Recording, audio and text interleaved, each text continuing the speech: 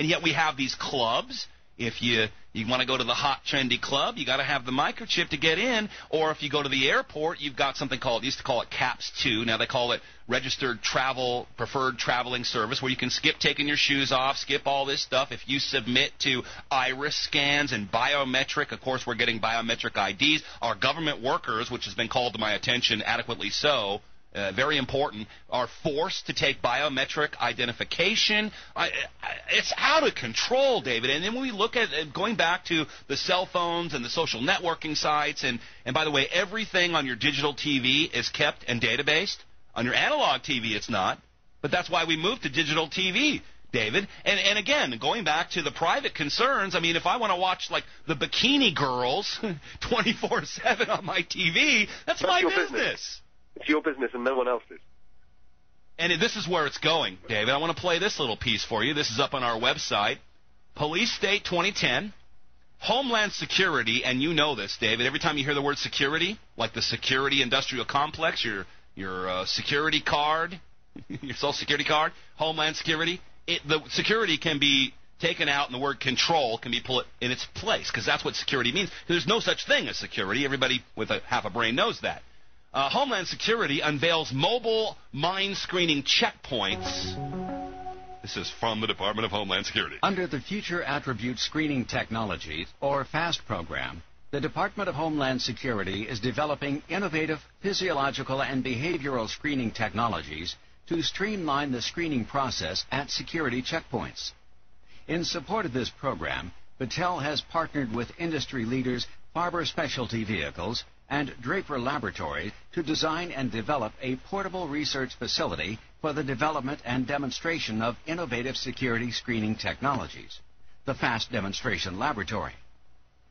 The mobility of the FAST Demonstration Laboratory allows security officials to quickly and efficiently establish security boundaries at any location, making it useful for everything from large sporting events, border crossings, or airports. The screening mobile module provides a checkpoint to establish or supplement security facilities at points of entry. It's a lie detector test. Let me fast forward over here, and this is how it sounds when you're going through it. It's a mobile trailer, just like the mobile police cranes that go up in the air, and they have cameras that watch the malls and watch gun shows and everything else. It's a mobile trailer. You walk into it, and they ask you a series of questions, and they hook you up to basically a lie detector test. From the local area?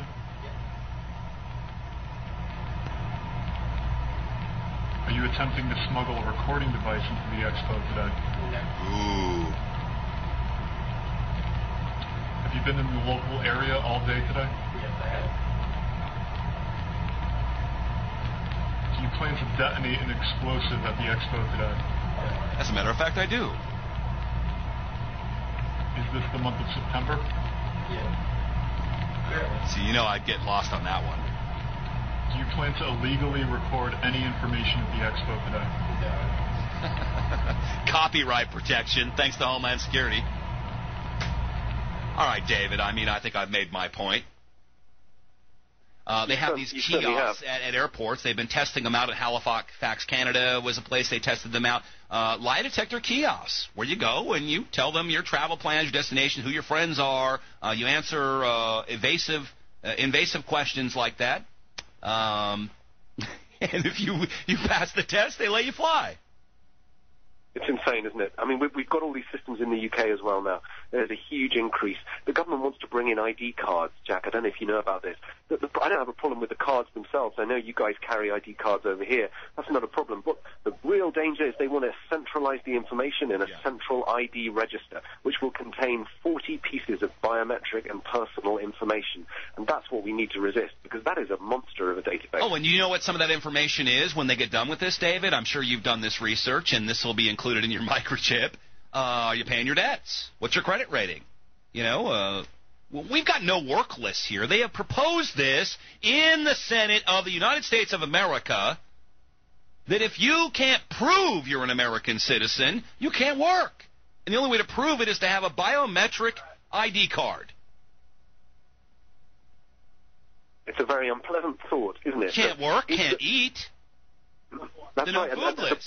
The burden of proof is on you, isn't it? Yeah. That's the thing. You're Yeah. the one who has to say, look, I'm okay to do this stuff. It's no longer the kind of beholden on the government to show that it's acceptable that you're a citizen. Okay, David, it becomes your problem. Erasing David is the film. ErasingDavid.com is the website. It's showing here, G-Tech, 11 a.m. tomorrow morning. Take the day off of work, man. Come down with us. I'm going to be down there. I am doing a show tomorrow, but I am going to go down there beforehand, and I want to meet you, David. I want to see this film. This leaves us with, and I wanted to give you a second to make some final comments, but this leaves us with, if we live in this total surveillance society, right, where's the footage from outside the Oklahoma City bombing?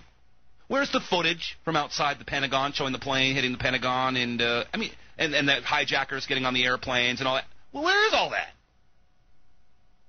It's very freaky, isn't it? I mean, either there's only two possibilities. Either they didn't have the cameras in the right places, or it's suppressed. Now, in the UK, a recent report showed that the 5 million cameras that we have little or no effect on solving or preventing crime. They can't prevent it, no. Yeah, they can't prevent it. They'll catch you, maybe, but that's it. Yeah, no. It's very, very, very, very rarely prevent anything, and in fact, very, very rarely do they use it to solve crimes. I mean, this stuff is there, and it's unnecessary. And as you say, when we really need it, when, as your example for the Oklahoma bombings, where is it? Well, I mean, if you catch Henry Kissinger, he had some stomach pains. I think he was eating some GMO kids. He needs to go with the free-range kids. He had some hospitalized for it's a joke, David, but, I mean, you catch these guys doing something, and you'll never see that film. You'll never. It's like every law in this country and in yours and all around the world. It's selective enforcement, which is why our main message is decentralize and repeal. Look, freedom is messy. It's a little messy. There is no utopia. There is no such thing as security. And yet the security industrial complex, which rivals the military industrial complex, has to sell us fear every day so that we buy into this. I love that phrase, decentralize and repeal, and I would really echo that. I feel so much more relaxed about the idea of, for example, giving my doctor my medical records if I know that it's being kept at my local doctor's surgery and used to treat me.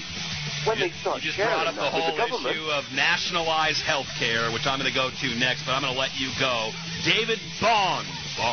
David. Can I say a final thing, Jack? Oh, well, then stay with us, please. Stay with us. David Bond coming back with us after this, American Freedom Radio.